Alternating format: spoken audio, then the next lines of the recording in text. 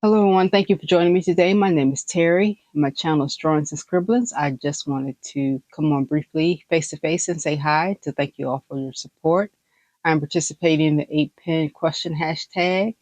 And since it's kind of a discussion about my personal fountain pen journey, I thought it'd be appropriate to come on face to face at least for a minute to say hi, to show you who you're listening to. Thank you to Simone and Leon Likes for putting this all together. And so, with that said, let's get to the real eye candy, which are the pens. Thank you. I'm going to get right into these 8 pen questions. Again, this is my first time doing this, so we'll see how this works out. So, first question here is, when and how did your fountain pen journey begin?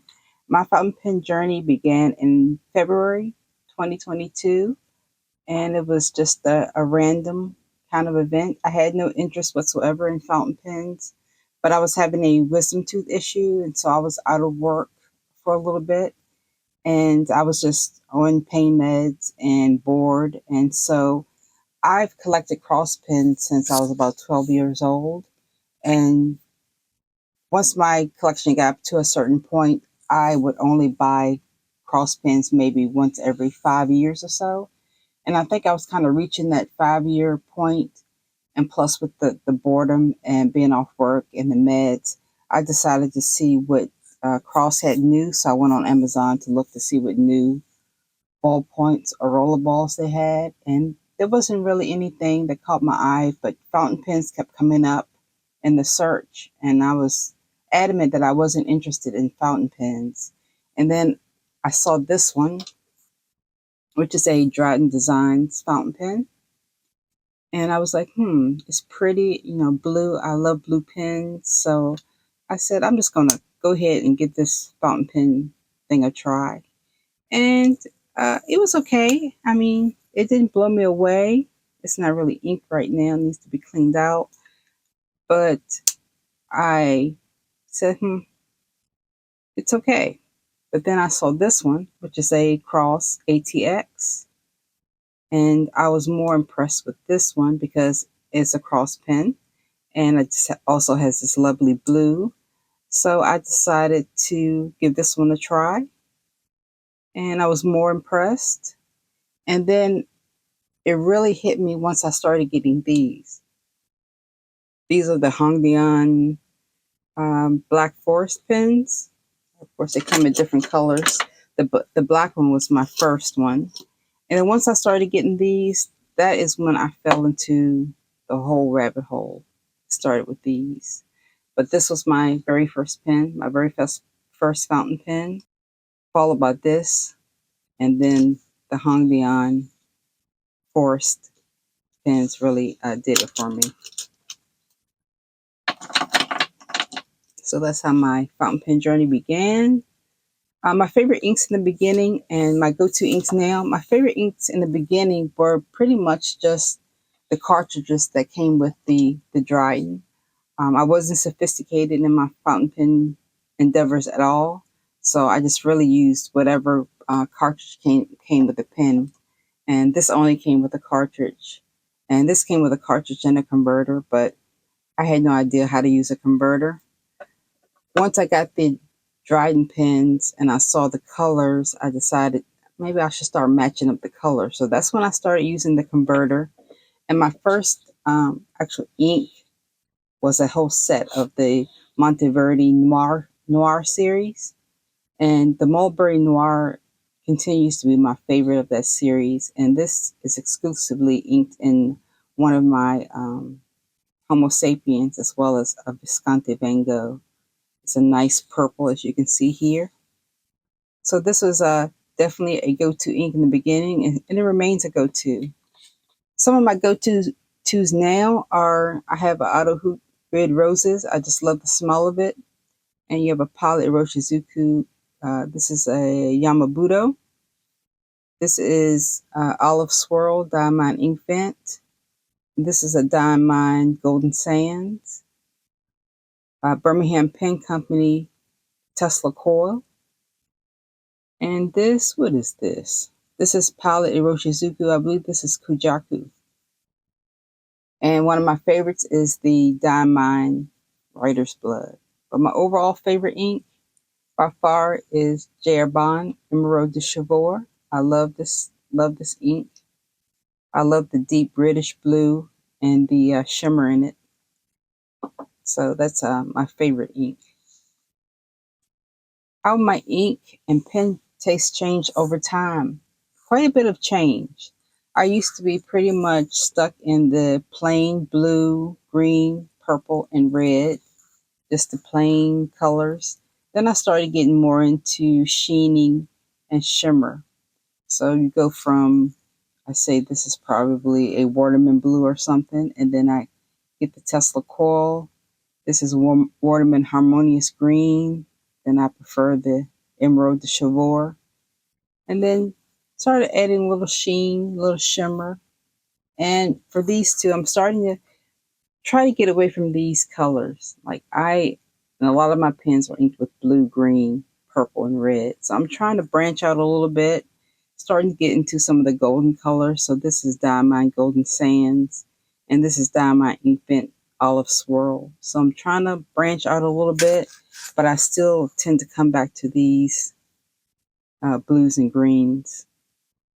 As far as pens, the size that I go for has changed a lot. So initially, I would be very set on thinner pens. It had to be thinner pens. I didn't. The big pens kind of looked clownish to me. But what happened was I saw this online. This is a Leonardo Momento Zero Grande Supernova, and I was like, "Oh, that's a gorgeous pen, but it is so big." And I really didn't want a what I call a clownish looking pen. But I went back and forth, and I just said, just give it a try. And I've come to appreciate these pens. They still aren't my favorite as far as size, but for these supernovas, they're just so gorgeous that it was hard for me to pass up. And my opinion of Ben News changed quite a bit. I just thought they were just so gaudy and so trashy, right? So my first Ben New was this. This is the French poetry. And once I wrote with it, and I just definitely appreciated the way it wrote, but also it's a beautiful pen. Yes, it's sparkly and it's a little gaudy, but it's not trashy at all. I think that's my attempt to make it look classy. So it's probably not for everyone's taste, but I've definitely grown to love the news. I have three now, and I probably will hopefully uh, get a couple more in my collection. So my opinion definitely changed with regard to the news. My opinion also changed as far as nibs go. Initially, it was all medium. It's medium, medium, medium nibs. And now I've gone from medium to fine and extra fine being my preference. I think my handwriting looks a lot better with fine and extra fine. So that's pretty much what I tend to go for. And lately, I am obsessed with wood pens. So I've amassed kind of a wood pen collection. So I put them all in my Estra book holder here. So we have various makers here, some expensive, some not. We have Hongdians, we have some Jinhaos, some other random. There's a Faber-Castell. That's a Hongdian. This is a Hongdian. This is a Jinhao. This is a Graphon Faber-Castell rollerball. There are a couple rollerballs mixed in here. So I really love wood pens. I think this um, comes from my also collect guitars, and my favorite guitars are the ones with the like Paul Reed Smith. If you're familiar with guitars, they have some of the most beautiful wood grain.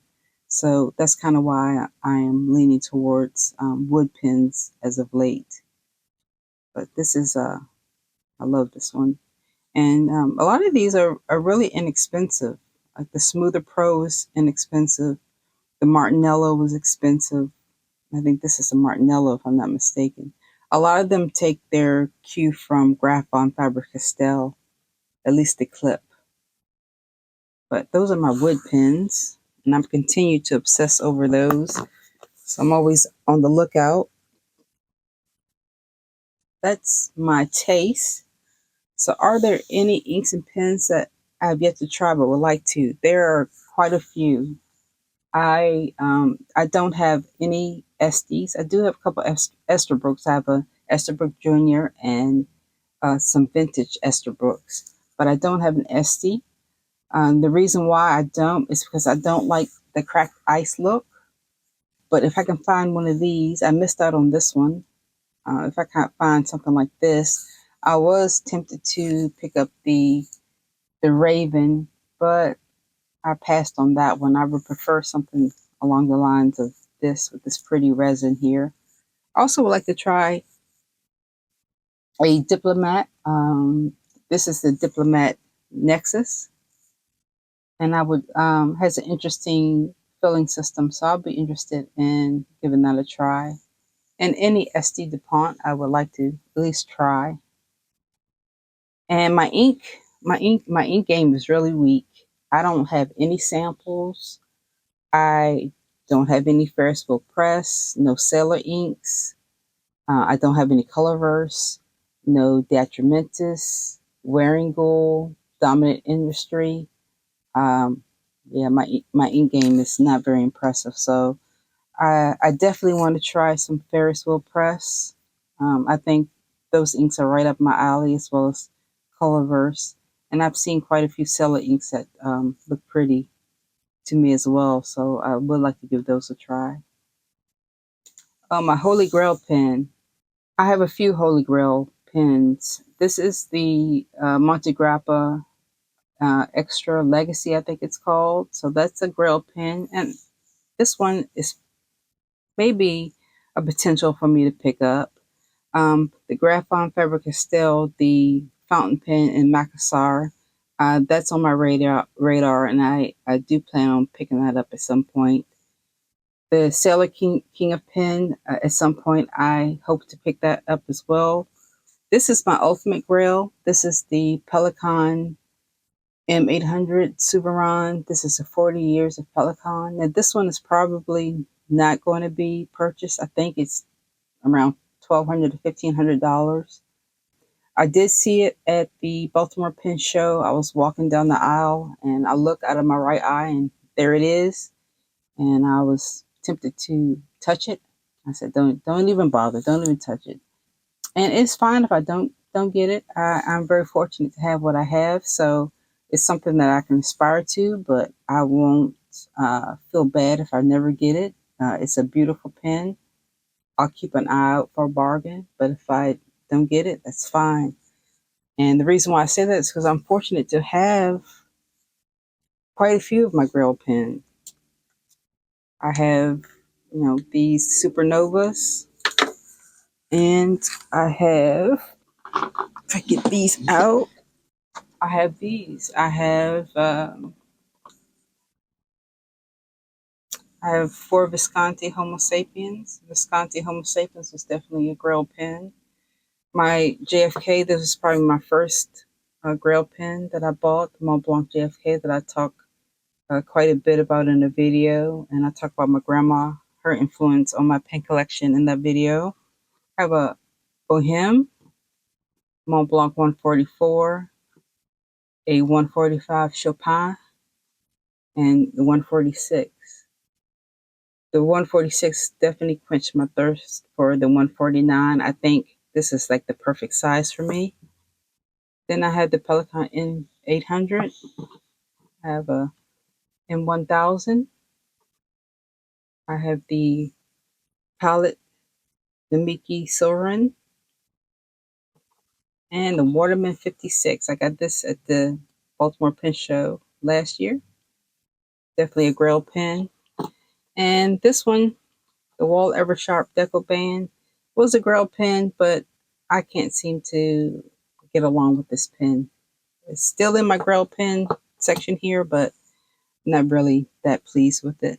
But all the rest of them they're all fantastic. So I'm very appreciative for what I have. But this Pelican M800 for years of Pelicans, definitely my holy grail. How many pens do I currently own? I own about 320. And that's because, like I said, I've been collecting cross pens since I was a youngin'. And that's my grandma's fault. So I have all of these cross pens. So I keep my cross pens in this Michael's box. At some point, I'll probably stain it, but there's some there. And then there's some down here, some refills. And then I have another one with some more cross pens. And these were definitely my obsession during my teen years.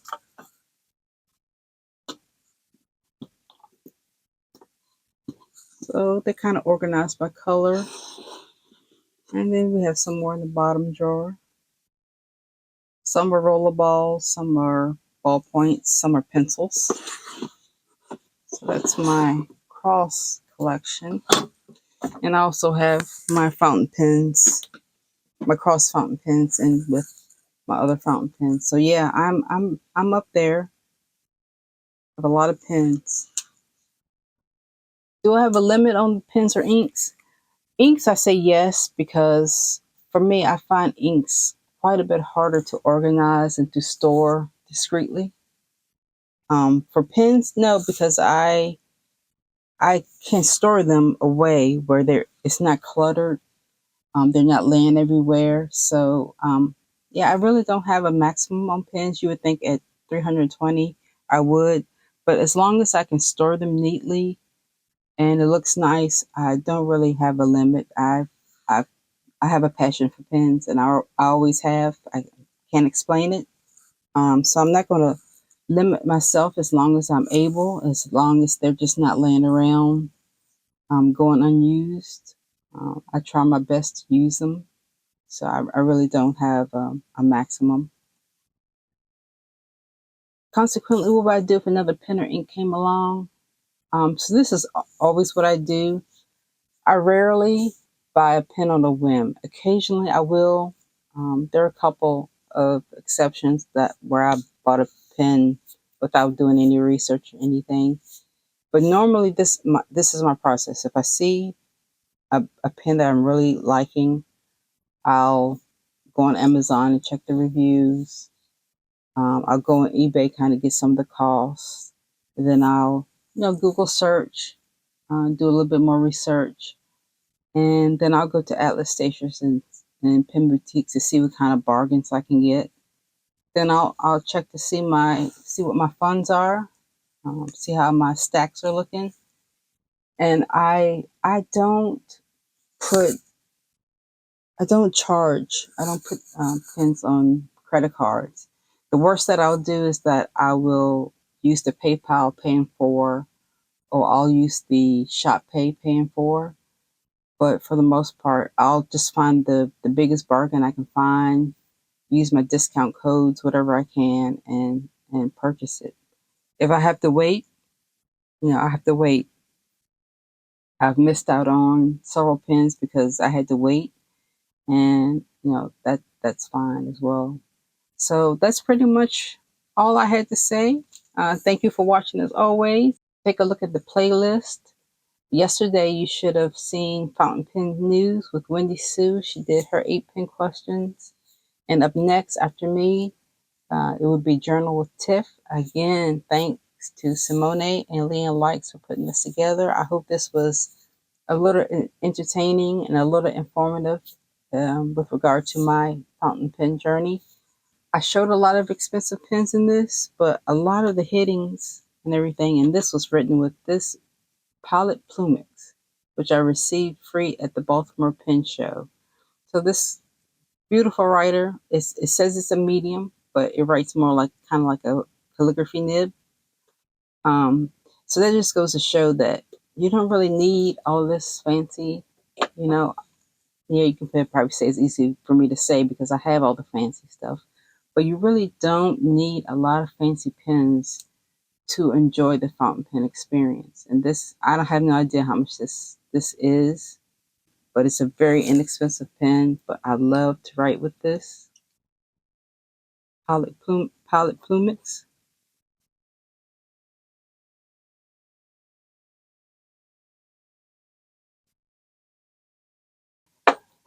While it's nice to have all this, it's not really necessary. You can still enjoy your fountain pen experience with lesser expensive pens. And with that, until next time, everyone take care.